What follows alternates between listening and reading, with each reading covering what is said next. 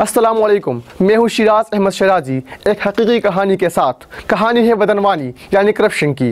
जब मेरिट की बालादस्ती हो और हकदार को उसका हक न दिया जाए तो फिर ऐसा ही होता है जैसे अली के साथ हुआ।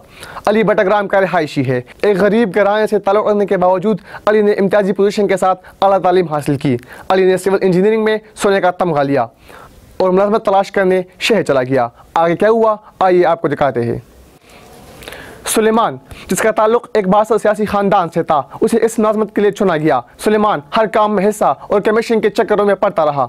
उसे मुल्क के अहम तरीन प्रोजेक्ट्स मिले, लेकिन हुआ वही जो एक नाअहल शख्स करता है। नाकस मटीरियल, कमीशन माफिया और अकरबा परवरी ने न सिर्फ इस मुल्क को नुकसान दिया बल्कि कई इंसानी जानों की ज़िया का सबब बना। आखिर ये नाअहल लोग कब तक इस वतन की जड़ों को खोखला करेंगे? बकरे की माँ कब तक खैर मनाएगी?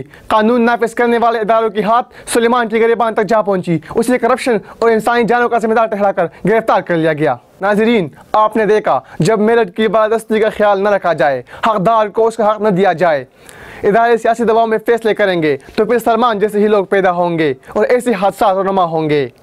आइए बदनवानी के इस अमल को रोके और मुल्क में मेरिट की बालादस्ती को कायम करने में इदारों का साथ दे, ताकि आने वाली नस्लों को साफ, शफाफ और खुशहाल पाकिस्तान मिले। वस्सलाम।